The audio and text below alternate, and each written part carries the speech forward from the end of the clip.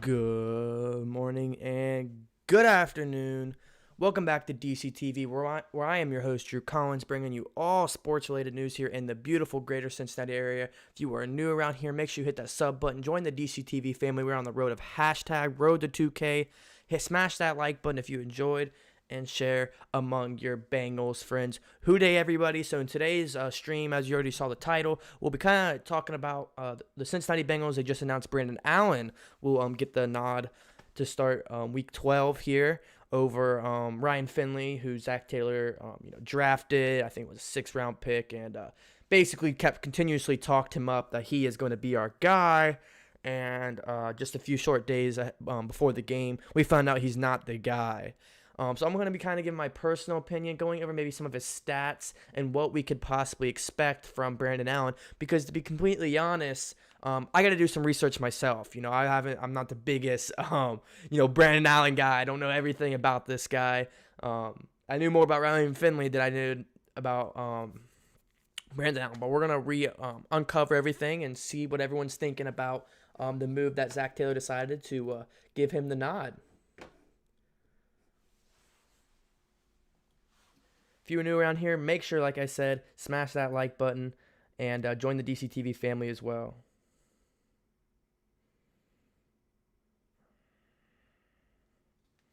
All right, how's everyone doing in the chat? What's up? WhoDey Luke, WhoDey Stewart, WhoDey Mason, WhoDey John, Zach, Clutch, 2K, Zachary, Jerry, Knucklehead, WhoDey, everybody, and thank you for joining the stream live. Let me get going here live on Facebook, and we will hop into the thick of things and kind of unravel what we're thinking.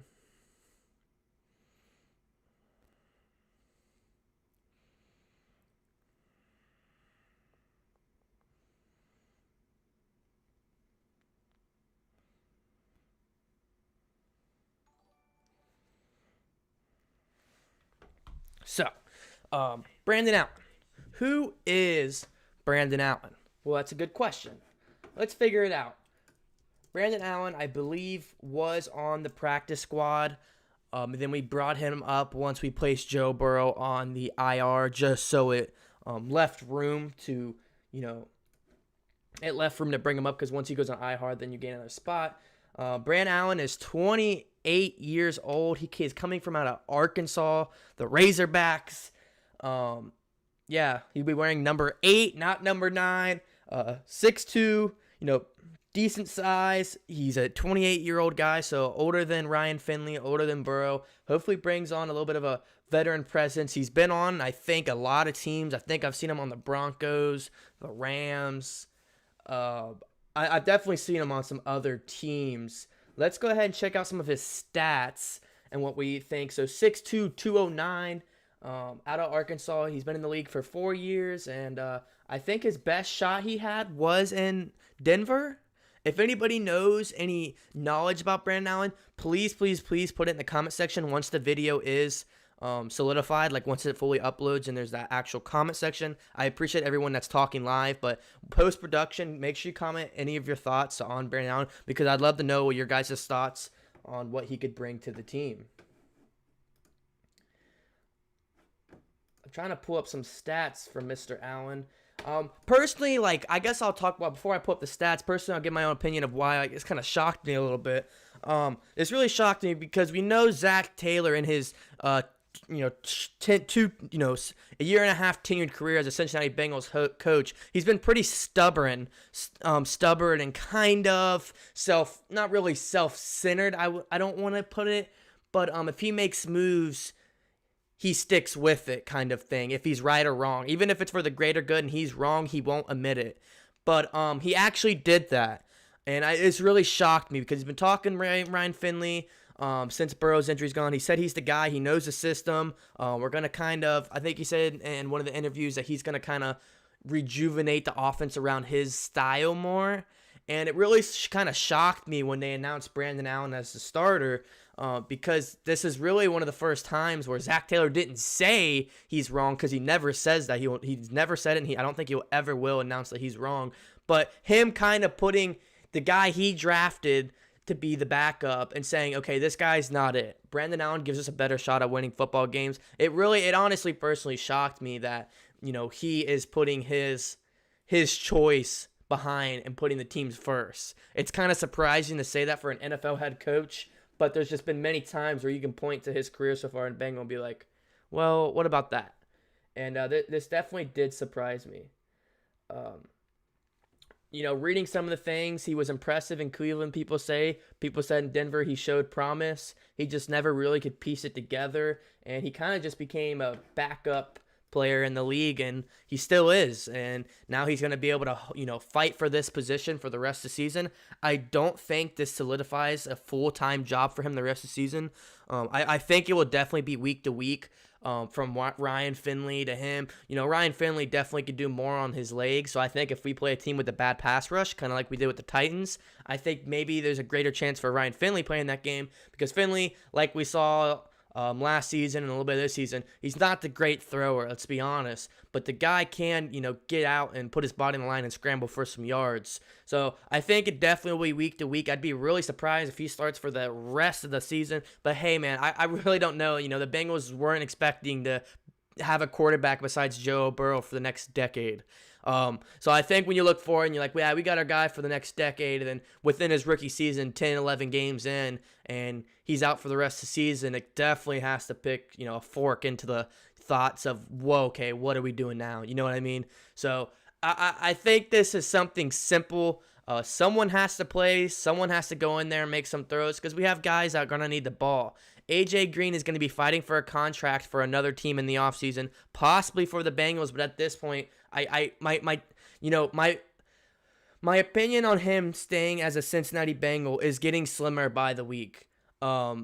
Week to week, it's like 85, 83, 80, 75 of his chances returning. He still definitely can. He's talked about, retiring as a Bengal, but man, the chances, in my opinion, are getting slimmer and slimmer by the week, and I think this doesn't help either.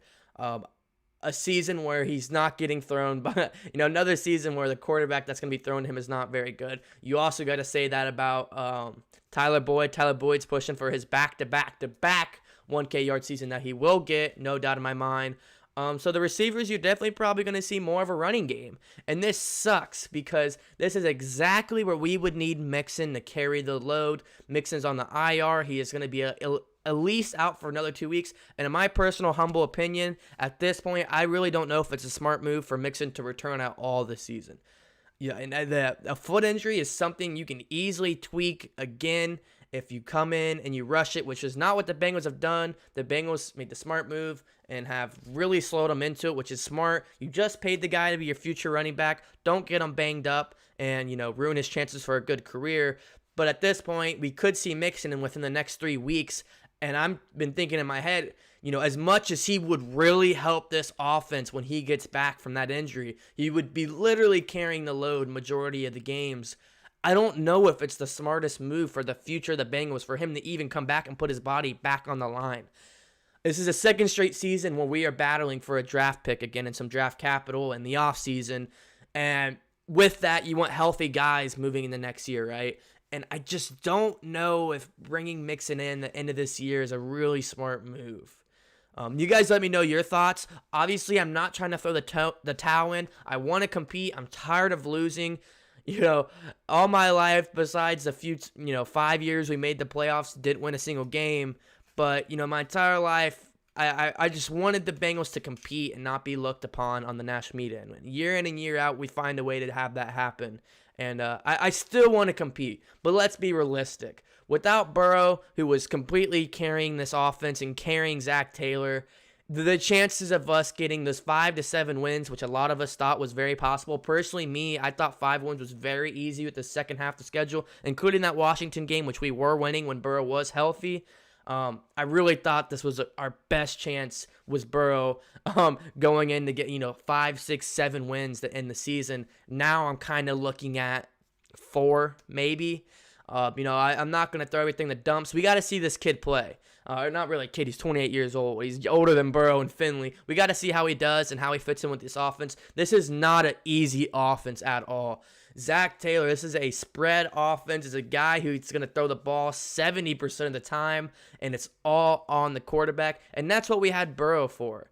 And when you throw a backup quarterback, it's going to be a lot harder, especially when he doesn't have a running back. A lot of these backup quarterbacks, they find success by getting little dump passes to the running backs and really, jumping on the back of the rushing attack.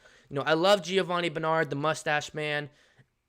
He has so much heart, and he really is a big part of this Bengals locker room, which reportedly is corrupt right now.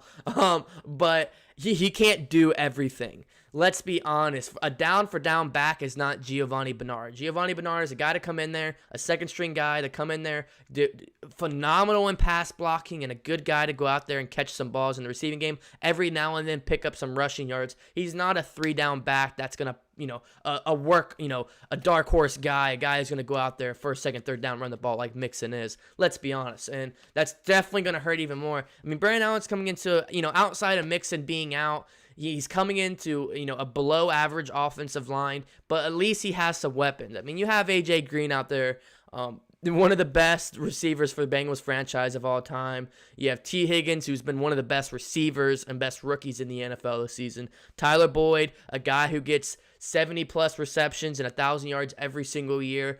And Auden Tate, a guy, a possession guy who can really go up there and moss these secondaries. He has weapons. But it's the game plan.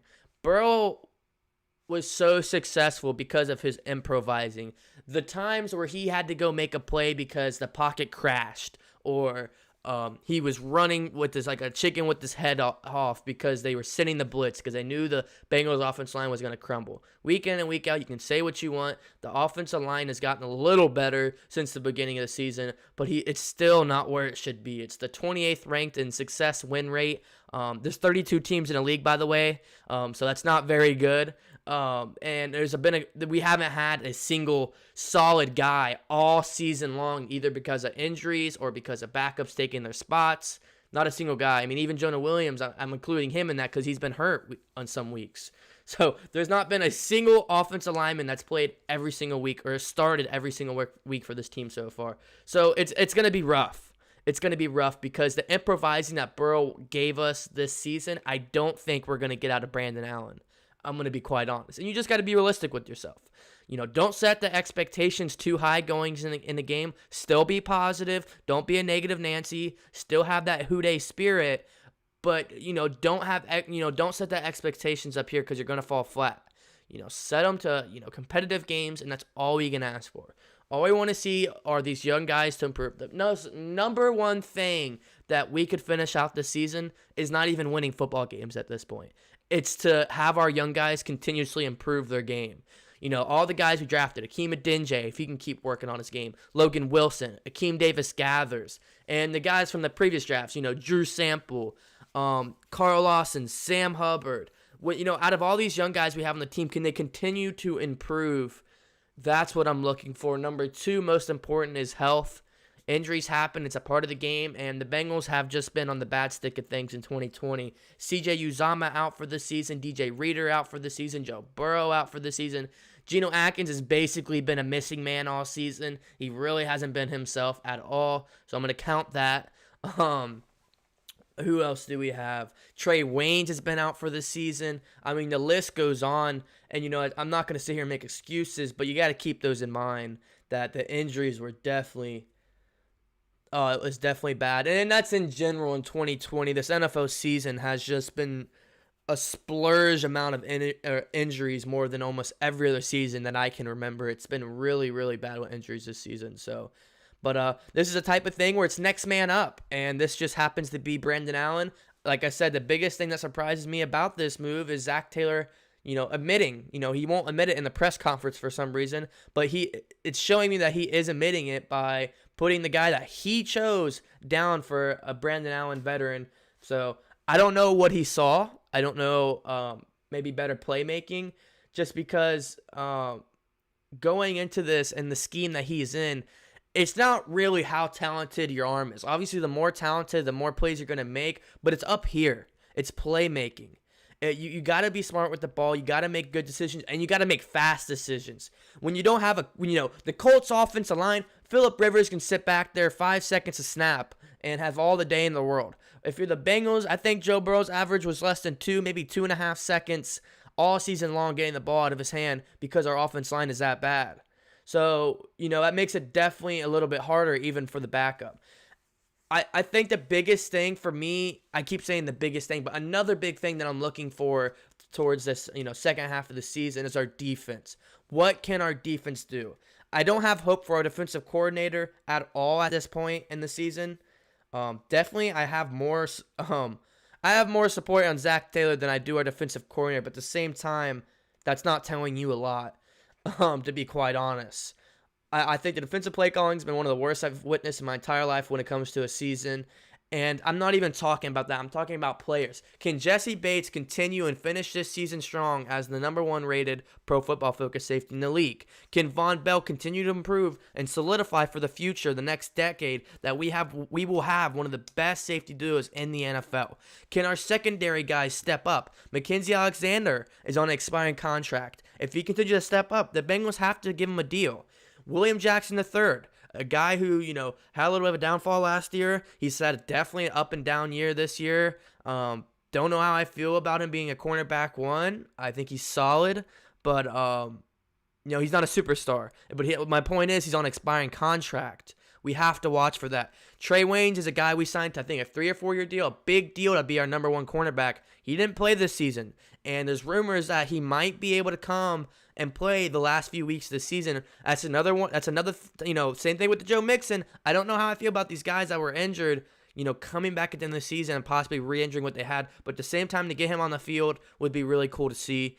Definitely our defensive line. I know we're down DJ Reader. I know Geno Atkins is not the same player he once was. At least that's what it's shown this season. What can they do? What can they do? Carl Lawson's been definitely by far our best offensive lineman, but it's not like he's leading the league in sacks, although I don't even think he's top 15. I could be wrong. Correct me if I'm wrong. Someone can look it up. So that's not a good sign that your number 1 guy is not even top 10, top 15. Vice versa, Sam Hubbard's came back from an elbow injury a few weeks ago. To see him to continuously improve, that's all I want to see is improvements. And then you got a very young linebacking core. Logan Wilson, Akeem Davis-Gathers, Pratt, all these guys that we have to continue to watch to see if they can improve. It's just going to be interesting because the guys that are going to be playing for contracts, it's really interesting how they're going to play the second part of the season because they might not be playing a contract for the Bengals, but they could be looking elsewhere. AJ Green's a guy who's getting paid a lot of money right now because of his franchise tag, but that could change this next season if he wants to stay in Cincinnati. And there's no way in heck right now do I believe he should get paid a lot of money to stay in Cincinnati as of what I've seen. He's just not the same player. But at the same time, I want to bite my tongue because we said the same thing about Carlos Dunlap. That, he's not the same player. I dogged him a lot just because I didn't like the way he goes out. But looking back at it and seeing all the spark in the locker room surrounded around Zach Taylor, he then goes to a Seahawks team. He starts, I think he's had at least 3 sacks in the past few weeks for the Seahawks, which is more than he had all season in a Bengals uniform. So I don't know who to trust right now. I definitely am more of a player-first person. But when it comes to my personal favorite team, I want them to do what's best to win. And I don't know. I'm kind of at a draw right now. In those Western Cowboys movies where they draw at the same time and they're staring at each other. That's me and my decision of who to trust on this Bengals team. Because outside of Joe Burrow, I don't know, because we talked all the garbage about Carlos Dunlap. He went out in a disrespectful way. I will always stand upon that. The way he went out was not the proper way to go out. I will always stand upon that. But his talent, if he's still a good player in Seattle, why weren't we playing him? What was the thing? And, I start to unravel and start reading all these articles about the defensive coordinator and how he's abusively, his language is very abusive towards the players and he's favoring players and everything. And that Carlos Dunlap, the reason why he was so frustrated is because they couldn't even tell him that he was benched. He found out coming into a meeting where he came into and saw it on the board where he wasn't starting anymore. And that's, I think, was the photo he posted on the social media. So it just seems like this coaching staff is really starting to unravel through sources like the true story, which was only a matter of time until us fans find out the truth. So Bengals fans in WhoDey Nation, the only explanation I have is to stay positive. Keep trying to look towards the future and light in the tunnel. As a Bengals fan, I know you've heard it a million times. There's always next year. The future is bright. You've heard it, and I've heard it, and I know. But it's the only thing we can really tell ourselves to keep ourselves, what's the word? Keep ourselves calm? I don't know. There's a word there that I'm not grabbing, but you get the point. So, what are your guys' thoughts on everything? And happy Thanksgiving, Zach.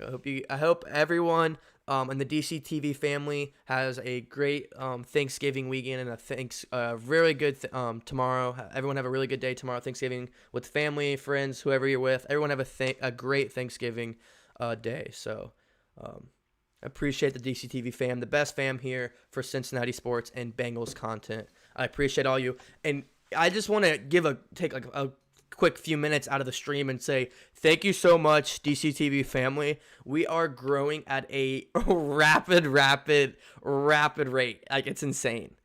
So please keep spreading the channel. Please keep subscribing. Liking videos means the world to me, because the more likes, the more my videos get spread and we're shown to other people. So just keep up the support. You guys have been crazy with donations, likes, and subs.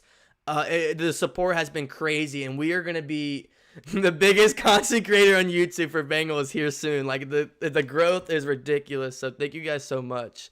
The DCTV family is the best family, and WhoDey Nation's the best nation. So LT put the link of the Discord in the chat. If you want to talk sports, that is actually a free group chat to go talk Cincinnati sports all day long. Free. All we do is talk Bengals and Reds baseball. That's all we do. Bengals football, Reds baseball, that's all we talk, and other football around the league. So it's totally free. Go join it. If you're watching this post-production, there's going to be a link in the description that you can go join it. There's over 60, almost close to 70 people in it right now, and it's a lot of fun. And we're just one big family, so definitely consider.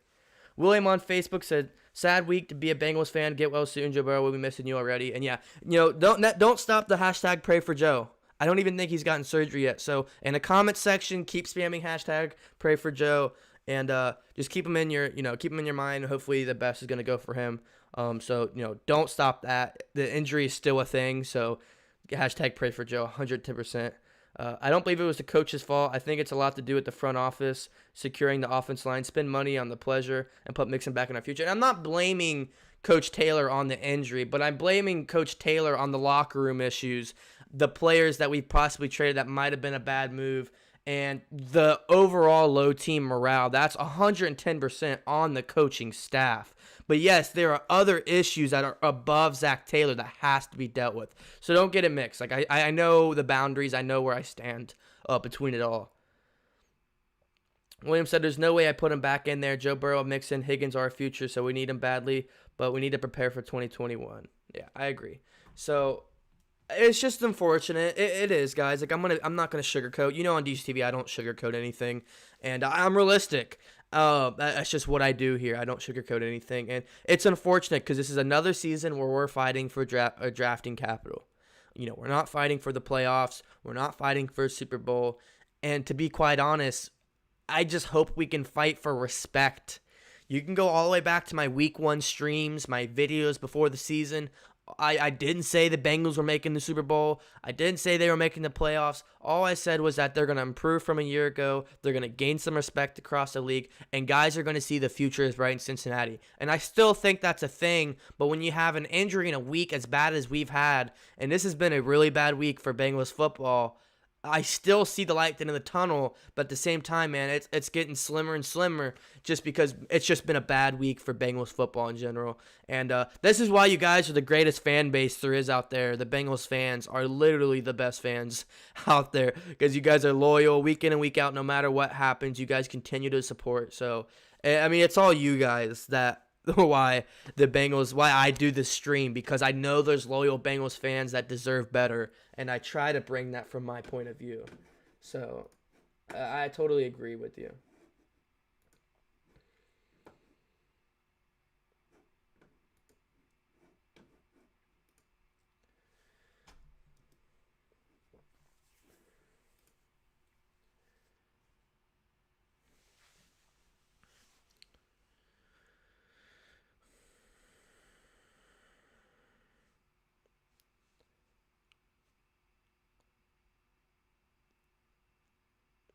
I don't know if he's going to play the same, and this is something I want to address.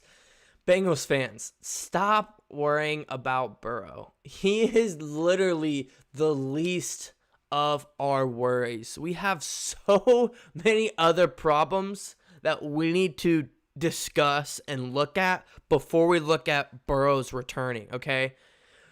Burrow will do his absolute hardest to come back and be the player he once was, but to be even better than what he was, okay? There's nothing we can do. So stop saying I don't know if he'll be the same player he was. That's the least of our worries. And you might say, how is that the least of our worries? This is everything we've gone for. That is true, but you can't sit here and for months worry if Burrow's going to be the same guy, because if you even have that question, you're going to be doubting this Bengals moving from the front, because Joe Burrow is our number one piece. We don't win playoff games without Joe Burrow. We don't win Super Bowls without Burrow, right? Like, we don't have success without Burrow. So stop doubting his ability to return. If reports continue to worsen, then I could see, but stop. It's like Burrow will do his absolute best, okay? Like, we can't keep saying, Burrow, we don't know if he's going to be the same, right? You know what I mean? Like, just stop saying that, at least in my streams. It's really frustrating. Yes, there's a question mark. Will he be able to run the same? Will he be wearing a brace? Is he going to be hesitant to go run? Stop. I don't want to hear that in my stream, at least for a very long time until his return table is coming. I also want to say, stop panicking when he's going to return. We don't know, and we don't want to rush it. If he returns week 1, 2021, perfect. Beautiful. If he returns week 6, 2021, it is what it is, okay? Whenever he is ready, whenever he's 110% healthy, whenever he's perfectly mentally back into his game, that's when I want him to return. If it's week 1, 2021, if it's week 8, 2021, whatever it is. We got a lot other issues to worry about than Joe Burrow, okay? Okay. I just want to have that heart-to-heart with you guys real quick. Joe Burrow is the very, very, very, very least of Bengals fans' worries.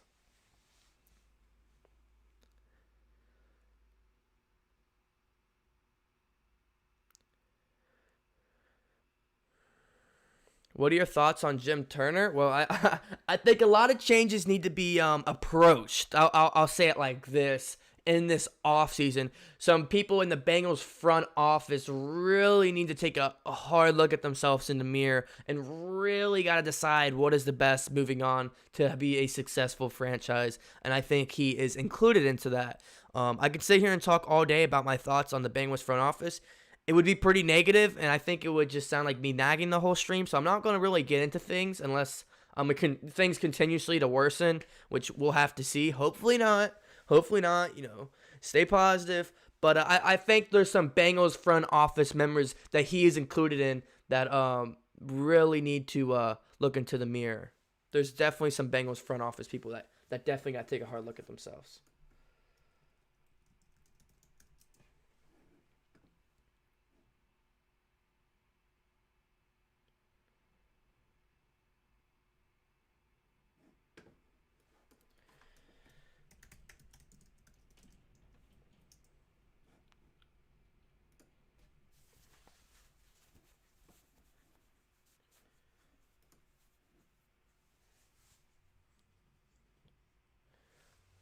You look at the front office, you got Mike Brown, Katie Blackburn, Paul Brown, Troy Blackburn, and then I've seen a name really, really, really pop up as of recent, and that's Duke Tobin. So I'm not going to get into the front office thoughts because that's a whole separate stream. Let's be honest. We could talk Bengals front office for probably a good 5-hour game day stream, which is what I'm about live for. So let's not get on that subject because that would definitely get me off topic.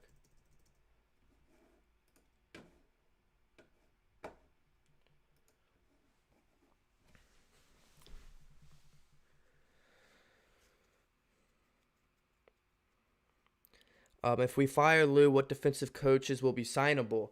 I think it definitely depends. We gotta approach this offseason and see what our other options are. I think at this point, almost any other option would be best for the Bengals. I know it's very harsh. I've just watched a lot of football every single snap of this 2020 season, and I just don't see much hope for changes of the defensive coordinator and the play calling we've had.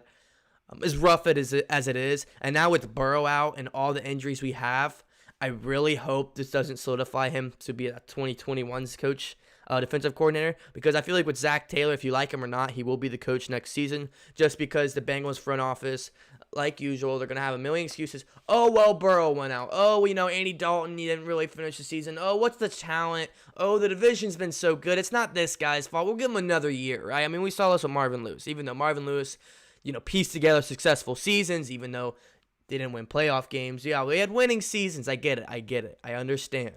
But stop living in the past. Mike Zimmer's over with. I'm happy we moved on from Mike Zimmer. It was time to move into a new direction. We just might have picked the wrong guy. We don't know yet. And, Zach can still be the right guy. We just have to see more accountability from him and what his plans are for the future. My biggest thing with Zach that would really change my mind about him is not better play calling. It's just his accountability level within the locker room. As a coach, you have two jobs. It's win football games and keep your locker room together, and he hasn't done either. The guy has 4 wins in 2 seasons. I think he's 4-21-4 or 4-24-1, and he has a locker room that's just torn apart. So the two things that's most important as a head coach, he's done terribly. So I think in general, if it's defensive coordinator, offensive coordinator, head coach, QB scout, whatever it is, we really got to take a hard look in this offseason and see what our other options are. You know what I mean? So people may not like Zach as a coach, but if there's one thing he excels in, it's drafting. If he does end up drafting being fired, he should at least be hired as a draft scouting guy. And I don't know if I would go that far, because what steals has he made? You can't say, oh, he's good at drafting with the number 1 pick. Like, that's the number 1 pick anyone could have made and chose Joe Burrow or Justin Herbert, at least in my mind. He picked up Akeem Adeniji. He was a 6th rounder from the University of Kansas. He picked up, Logan Wilson and some other later draft round picks. I think it's a little too early to say that. I mean, he's only drafted last year and this year's guy. I mean, you look at Drew Sample, the 2nd round pick. I think that was not a good pick. I'll leave it at that. So I don't think he's a great drafter. I think he's good, but I think it's way too early to even say that. Like, I got to see more drafts. I got to see more years under these players' belts before I say, oh, yeah, that was a good draft. We have 4 Pro Bowlers from the 2 drafts. You know what I mean? That's that type of thing. You got to see how these guys develop before I consider him a great drafting coach. He's definitely had some good picks. I won't take that away from you. I think Zach is turning into a better coach week by week, and honestly, we need to get Marvin as a defensive coordinator and position coach. That's not realistic. Marvin Lewis isn't going to come take a second man's job, and I don't know. Zach has not taken a step forward for me personally. I think he's kind of taken a few steps back just because we're still not winning ball games, number 1. And 2, if you didn't go see my last stream, please go watch it. There's a lot of problems in the locker room right now, and that starts with coaching. Obviously, your head coach. So I kind of disagree. I do think after that Titans win, I was bought into the locker room. I was all in on Zach Taylor. I think he coached a hell of a game. He managed a great game. And it was definitely, we weren't, in playoff bound, but the future was bright. We beat a really good football team who's still a really good football team. And, the future was bright. So there were weeks where I saw Zach Taylor. I was like, okay, this guy's getting proven. And he's getting better. And he still can do that. But the locker room has to be addressed. We've had problems all season long, and there's still problems. That's not good. That's not good.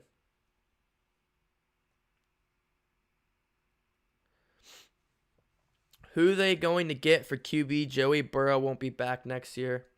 Don't think that's true.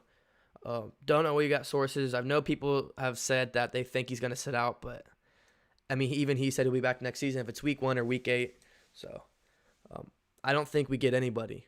I think maybe we go get a veteran guy. Like, I personally kind of want to see Joe Flacco on the team last offseason. I said a guy like Joe Flacco, a guy who has a Super Bowl on his ring, a guy who has veteran presence. And look, he's playing for the Jets right now because Sam Darnold got hurt. And I think he'd be playing for us right now. I think maybe, Fitzpatrick, even though he's going to try to compete for a starting spot, which he won't do if Burrow's healthy. I think we could look for a veteran presence quarterback in this offseason, but at the same time, that's something you got to say when we get there, right? We'll cross that bridge sometime, but we're not crossing it right now.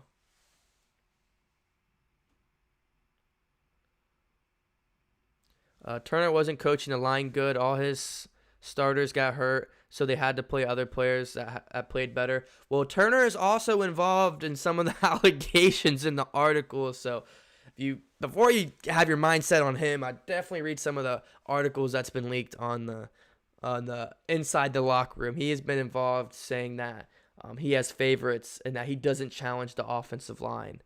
Allegedly, reportedly from insiders that hear from Bengals players. So I definitely read some of these articles before you make up your mind. And a lot of people are saying, I've seen some people saying like, "Oh, these guys don't know nothing." Well, these guys do. They're writers, and they have inside sources that Bengals players, these guys play for the Bengals. Obviously, they're not going to give up their names because those guys would get in trouble, but these actually do mean something unless the whole locker room came out and said, "You guys are lying, this is bogus." But considering the Carlos Dunlap thing wasn't bogus and it was realistic and it happened, I don't think this is going to be the same thing where they're like, it's over, it's a joke. Like, I think it's 100% real. Hey, have a good rest of your day, Jerry. Thank you for joining the stream, my friend. John said, "I like Brandon Allen. I hope he and the team can collect the W's necessarily to gain confidence for both players and fans. What a surprise it would be to do big things." I agree, John. That's a very optimistic way and positive way to look at it, so I totally agree. But I kind of got carried away. You guys always get me carried away in the comment section. That's why when I first tried to start the stream lately, I've always been focused on what my topic at hand is, unless it's a game day stream, because I'm trying to talk my topic, and then you guys will ask me other questions. And I appreciate all your guys' talking, but let's focus back on Brandon Allen. So he played in 2019 for the Denver Broncos. He 46% completion percentage, so that's really bad. I'll leave it at that. Really, really bad.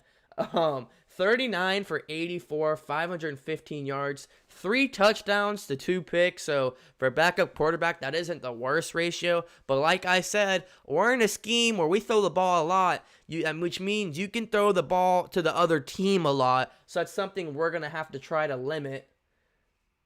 He averaged 171 yards per game, and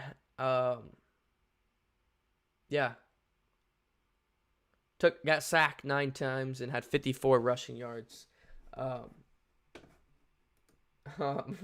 So that definitely changed my perspective on, seeing 46 completion percentage and the kind of scheme we have. Boy, is that rough. I mean, you try not to judge people by their past, right? But at the same time, you look at the numbers, and the football is a numbers game. And I'm going to be honest, 46.4% completion percentage is not very good. So I don't know. I'll have to do some thinking before the game day stream, which will be live. Is it a 1 o'clock game this week?